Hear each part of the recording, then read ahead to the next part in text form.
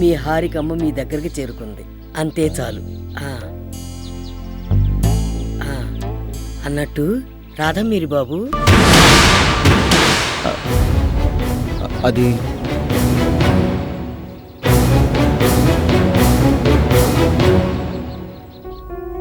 ఇదిగోండి. Thank you. Left right.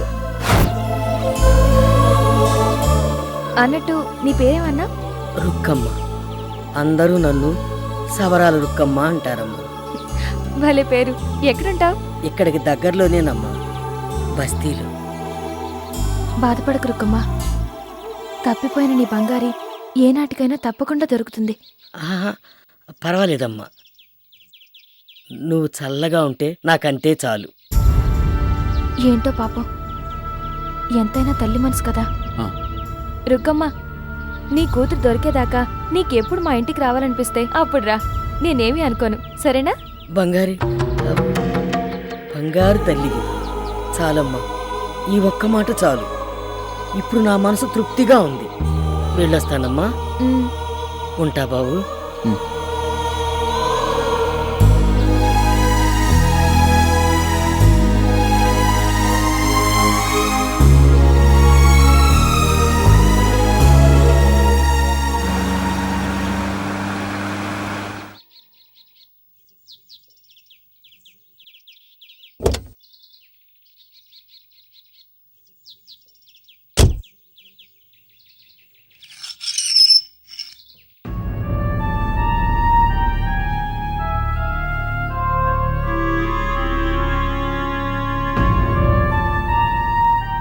Sandhya, coffee తీసురా.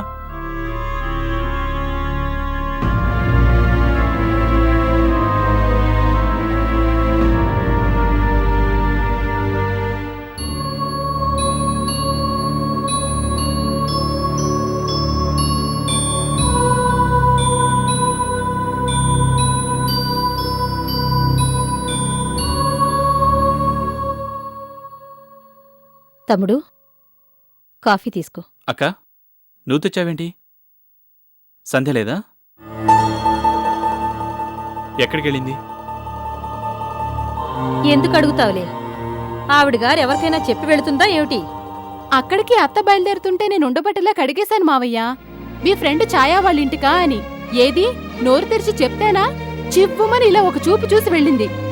అమ్మో, ఆ చూపులో నేనెక్కడికెళ్తే నీకేంటి, అసలు అడగడానికి నువ్వెవరు, నీకు వేరే పని గిని లేదా అని అబ్బబ్బబ్బబ్బా బోలెడు అర్థాలు కనిపిస్తాయి బాబు. తమ్ముడు, నువ్వేమైనా అనుకోరా, నాకు మాత్రం సంధ్య వాళ్ళకు అస్సలు నచ్చడం లేదు. రౌతు మెత్తనైతే గుర్రం 3 కాళ్ల మీదే స్వారీ చేసిందన్నట్టు. అక్క, ఇది ఏవైనా చెప్పబోతే నువ్విలా విసుక్కుంటా కాబట్టే అమ్మా నేను కళ్ళ ముందు ఏం జరుగుతున్నా కిక్కురు మనకుంటా నోరు కట్టేసుకుంటున్నాం. కావేరి, దేని గురించి నువ్వు మాట్లాడేది? దాని మొహం, దాన్నడిగితే ఏం చెప్తుంది? నేను చెప్తాను విను. ఏంటి? ఏంటా, కంచే చేను మేసింది అన్నట్టు చెప్పుకుంటే సిగ్గుపోతుంది. బుద్ధిమంతుడు, గుణవంతుడు, యోగ్యవంతుడు అని నువ్వు 1కి 10 సార్లు చెప్పావని నీ ఫ్రెండ్ మోహన్కి కావేరినిచ్చి పెళ్లి చేస్తే గొప్పగానే ఏడ్చింది దాని కాపురం. కక్కలేక మింగలేక, పైకి చెప్పుకోనూ లేక, లోపల దాచుకోనూ లేక రోజు కుళ్ళి కుళ్ళి చేస్తోంది. కన్న తల్లిని, దాని కాపురం ఇలా అఘోరించిందని తలుచుకుంటే నా కడుపు రగిలిపోతుంది. అసలు దీనికంతటికీ కారణం ఎవరు? సంధి కాదు? ఆవిడగారు నాడిపోసుకుని ఏం లాభంలే. నా రాతిలా ఏడ్చింది మరి.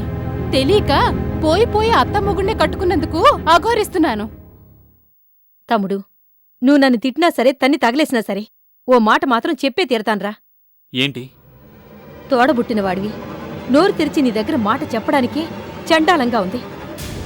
అయినా నాకు తప్పదు కదా. ఇదిగో, నీకు సంధ్యకి పెళ్లి కాకముందు జరిగిందేదో జరిగిపోయింది. సంధ్య మీద నీకు అపారమైన నమ్మకం ఉంది, సరే నీ ఇష్టం. నీ ప్రాణాలు కాపాడినవాడు కదా అనే విశ్వాసంతో నీ ఫ్రెండ్ని, అదే నీ భార్యకి మొదట మొగుడని తెలిసి కూడా తెచ్చి ఇంట్లో పెట్టుకున్నావు.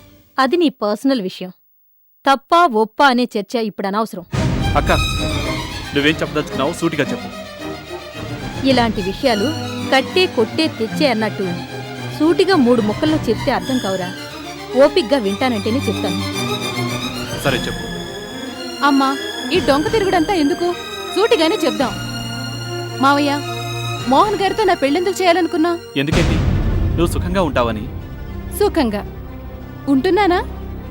అసలు పెళ్ళయ్యాక నేను పట్టుమని 10 రోజుల పాటు నీకు నవ్వుతూ ఏనాడైనా కనిపించానా? లేదు, లేనే లేదు. అయినా నీకు చీమ కుట్టినట్టు కూడా లేదు. మాటకి ముందు మాత్రం నా మేనకోడలు అంటావు. కావేరి, ఏంటా మాటలు? నువ్వు సుఖంగా ఉండాలనే నేను కోరుకునేది. సుఖం ఎక్కడి నుంచి వస్తుంది? మొగుడి మనసులో చోటు లేకపోతే నాకే కాదు, ఏ ఆడదానికి సుఖము, సంతోషము, మనశ్శాంతి ఏవి ఉండవు. సరే, ఇప్పుడు నన్ను ఏం చేయమంటావు? చేసే స్టేజీ ఎప్పుడో దాటిపోయింది. కనీసం ఇప్పుడైనా ఆలోచించు అంటున్నాం. నీ పెళ్ళానికి నీ స్నేహితుడికి మధ్యున్న పవిత్రమైన సంబంధం గురించి. అక్క, అసహ్యంగా మాట్లాడు. వాళ్ళిద్దరూ ఎలాంటి వాళ్ళో నాకు తెలుసు. ఏవేవో అనుమానాలతో ఏవేవో ఊహించుకొని మీ బుర్రల్ని పాడు చేసుకొని నా బుర్రని పాడు చేయకండి. అవును మరి, నిజం చెప్తే నిష్ఠూరంగానే ఉంటుంది. నిప్పు లేందే పొగ రావడం జరగనే జరగదు. అక్క, అర్థం లేకుండా మాట్లాడండి. మీ అనుమానాలకి ఒక్క ఆధారం చూపించగలరా? చూపిస్తాను. ఒక్కటి కాదు, 100 ఆధారాల్ని చూపిస్తాను. ఒకప్పుడు సంధ్యత ఆయన గారి భార్య, కానీ ఇప్పుడు మీరు ముగ్గురు గొప్ప అండర్స్టాండింగ్ ఉన్న విశాల హృదయం గల మంచి ఫ్రెండ్స్. సంధ్య నీకు మాత్రమే భార్య, మోహన్ నాకు మాత్రమే భర్త. మరి ఆయన గారి పర్సులో నా ఫోటోకి బదులు సంధ్యత ఫోటో ఎందుకుంది?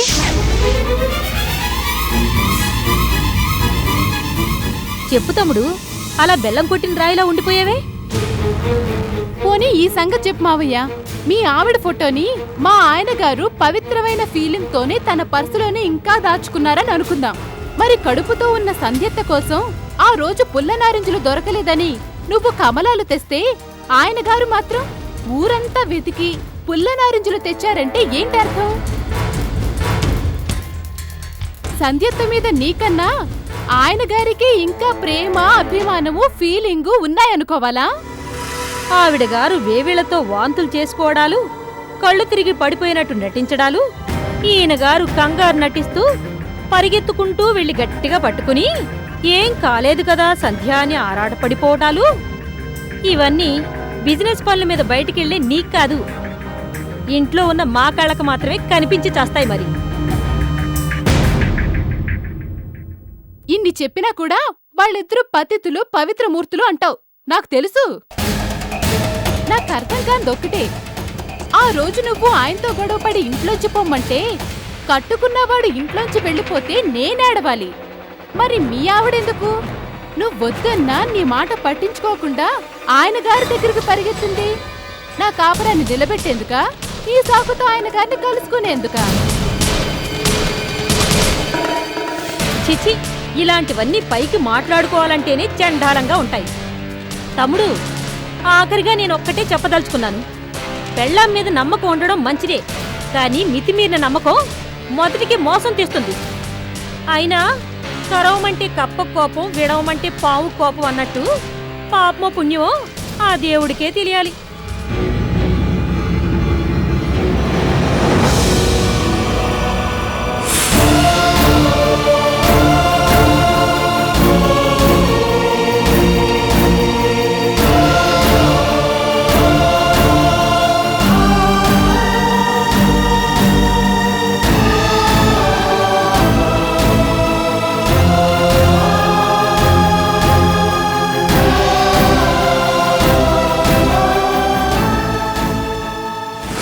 సంధ్య, కంగ్రాట్స్.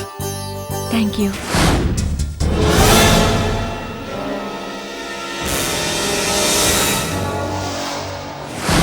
ఏం తెచ్చారండి? ఇవి నీకోసం కాదు, సంధ్య కోసం. ఇదిగో సంధ్య, పుల్ల నారింజ పళ్ళు. వస్తుంటే అనుకోకుండా దారిలో ఒక చోటు కనిపించాయి.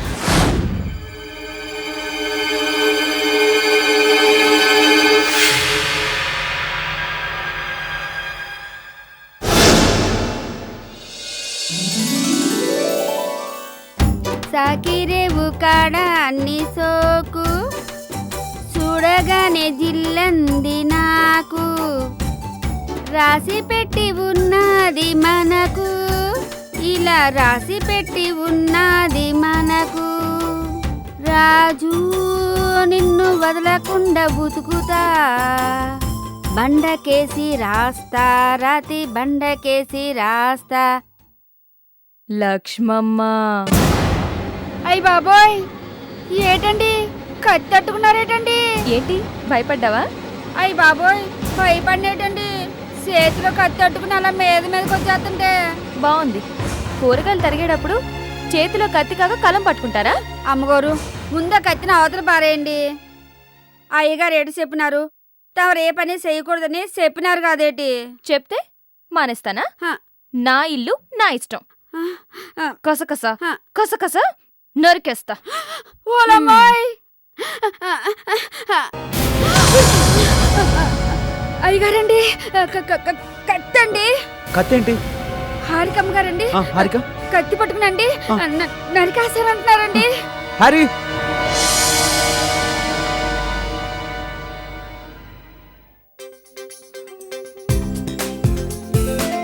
హారి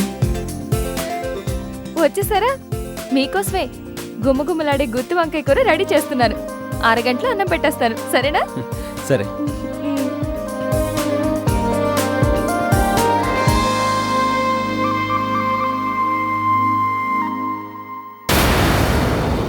ఇల్లరా,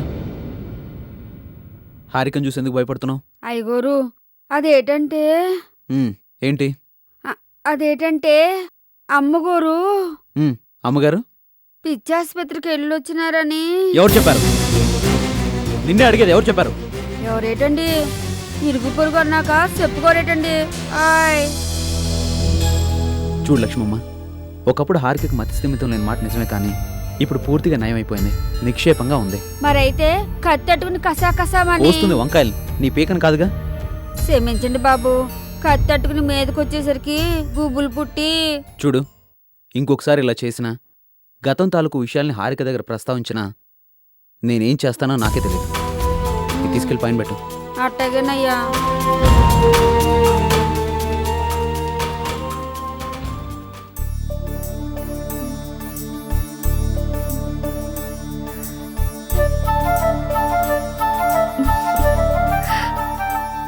హ్యారీ, నీకెందుకురా ఈ పనులన్నీ? లక్ష్మమ్మ ముందుగా ఉంటే తను వండి పెడితే నేను వండి పెట్టినట్టు అవుతుందా?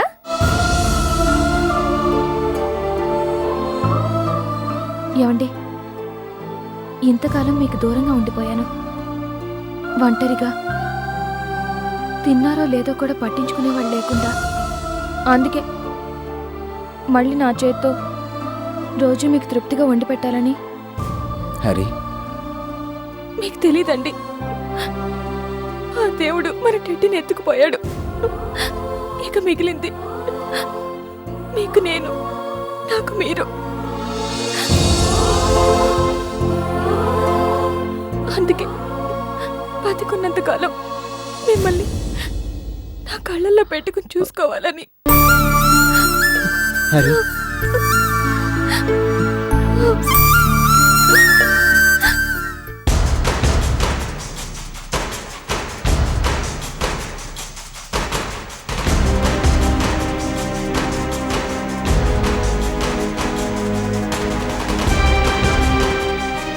చూసావా, మీ అత్త ఇంకా రాలేదు.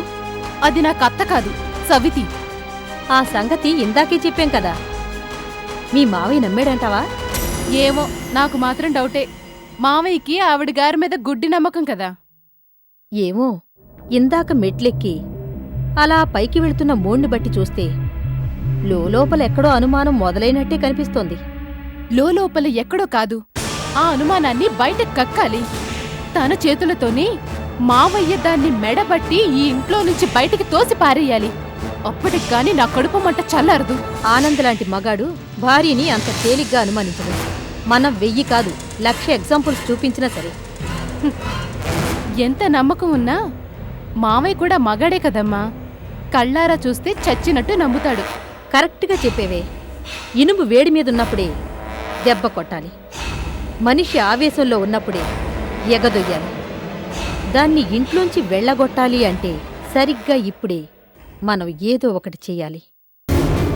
ఏదో ఒకటి కాదు, పక్కాగా చెయ్యాలి. మాస్టర్ ప్లాన్ వెయ్యాలి. వేస్తాను.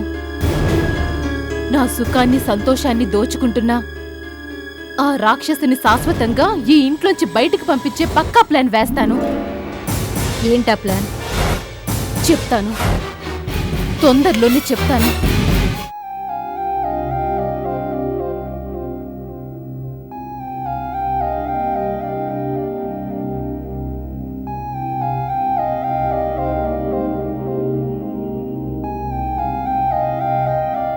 ఏంటి మీరు చేస్తుంది? దేని గురించి హ్యారీ? దీని గురించి.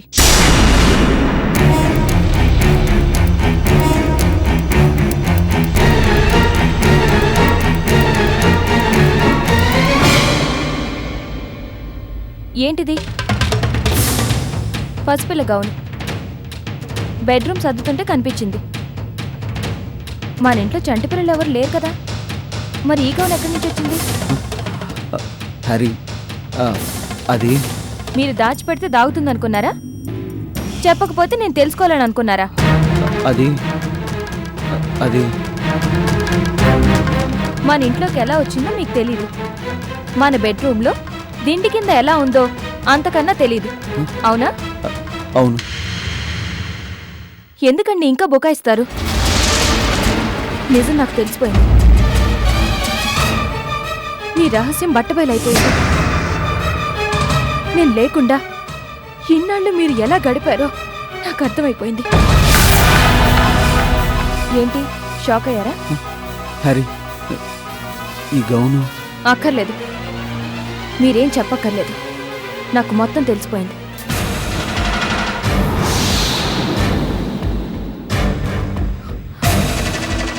ఇది చిన్నప్పుడు మన టెడ్డీ గౌను. దీన్ని దిండి కింద పెట్టుకుని ఇన్నాళ్ళు రోజు ఒంటరిగా పడుకునే ముందు చూసుకునేవారు కదూ. నాకు తెలుసు, టెడ్డీ అంటే మీకు ప్రాణం. అందుకే ఈ చిట్టి జ్ఞాపకాన్ని అపురూపంగా దాచుకుని ఈ గౌన్లో టెడ్డీ ఎలా ఉండేదో ఊహించుకుని. హ్యారీ, ఎందుకండి, ఎందుకు? ఆ దేవుడు మన టెడ్డీని ఎందుకు దూరం చేశాడు? మనం ఏ పాపం చేశామని? హ్యారీ ప్లీజ్ ఎమోషనల్ అవ్వద్దు. నీ హెల్త్కి మంచిది కాదు. కన్న బిడ్డను దూరం చేసుకుని కూడా రాయిలా బతుకుతున్న దాన్ని అంత తేలిగ్గా నాకేమి కాదులేండి. హ్యారీ, ఏం చేస్తాం, మనకంతే ప్రాప్తం అనుకోవాలి. అవును, మనకంతే ప్రాప్తం.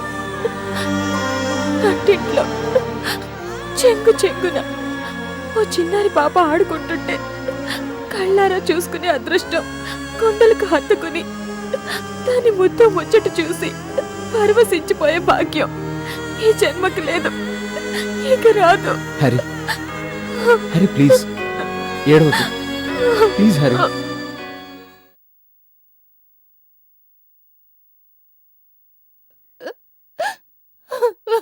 దరిద్రపు మొహంతానా, ఎంత పని జరిగింది? ఇప్పుడెలాగే? ఈ విషయం నలుగురికి తెలిస్తే మనిద్దరం గొంతు పిసుక్కుని చావాలి. నేనించేనమ్మా, జరిగిన దాంట్లో నా తప్పేమైనా ఉందా? నువ్వే చెప్పు. తప్పెవరిదైనా జరిగే నష్టం మనకే. ఎంత అవమానం, ఎంత అప్రతిష్ట. ఈ విషయం బయటపడితే తమ్ముడు తప్పకుండా ఆవేశపడతాడు. మీ ఆయనకి తెలిసిందంటే ఖచ్చితంగా నిన్ను వదిలేస్తాడు. అంత దాకా రాకూడదనుకుంటే పద, ఇద్దరం కలిసి ముక్కు మూసుకుని ఏ గంగలోనూ దూకి చేద్దాం.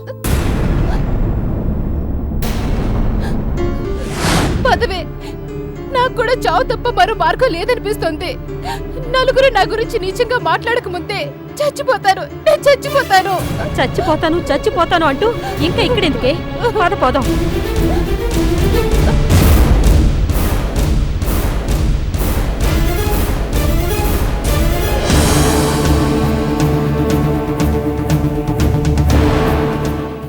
$10 లక్షల డబ్బుతో అపూర్వ రిసార్ట్స్ రూమ్ నెంబర్ 104లో ఉంటాను, రమ్మన్నాడు.